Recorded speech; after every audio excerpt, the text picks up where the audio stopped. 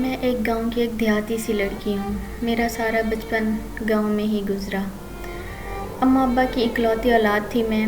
گاؤں کے سادہ اور قدرت سے بھرپور ماحول میں بچپن بہت بھول پن میں گزرا۔ میرے ابا اماں مزدور لوگ تھے۔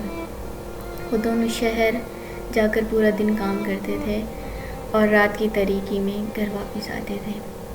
ایک رات وہ دونوں واپس آ رہے تھے کہ ان کا بہت شدت سے ایکسیڈنٹ ہوا اور وہ دونوں کی جان ہی چلی گئی۔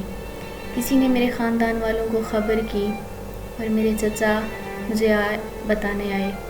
جب انہوں نے بتایا کہ بیٹا اب تمہارے والدین اللہ کے پاس چلے گئے ہیں، تو مجھے ایسے لگا جیسے وہ مذاق کر رہے ہیں۔ میں بولی، چاچو ایسی باتیں نہیں کرتے۔ پھر انہوں نے مجھے ایکسیڈنٹ کا بتایا۔ یہ سن کر میرا جسم ساکت سا ہو گیا۔ میرے پاؤں تلے زمین چل نکل گئی۔ میں بہت رونے لگی۔ مجھے خاموش کرانے لگے۔ مجھے تسلی دی کہ بیٹا میں تمہارا باپ ہوں نا۔ اس وقت میری عمر تقریباً 17 سال تھی۔ مجھے سمجھ نہیں آ رہی تھی کہ اللہ نے یہ سب کیا کیا میرے ساتھ۔ اب مجھے نہیں پتا تھا میرے ساتھ مزید کیا ہونا ہے۔ خیر کچھ دنوں بعد مجھے میرے چاچو نے حکم دیا کہ اب میں شہر جاؤں گی اور انہی مالکان کے گھر کام کروں گی جہاں میرے والدین نے کام کیا۔ میرے منع کرنے پر بھی مجھے شہر بھیج دیا گیا۔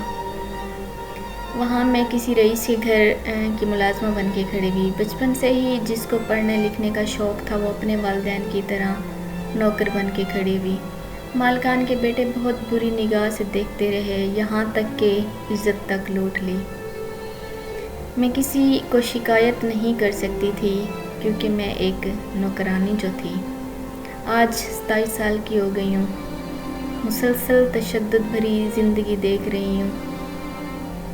ایک نوکرانی جس کے سر پہ والدین نہیں، چھت نہیں، کوئی اپنا نہیں۔ مجھے یتیم ہونے کے بعد احساس ہوا کہ والدین کے بغیر زندگی جہنم بن جاتی ہے۔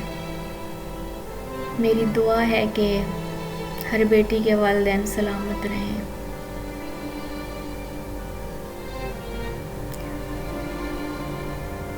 آپ اپنی سٹوریز مجھے انسٹاگرام پر یا فیس بک پہ بھیج سکتے ہیں۔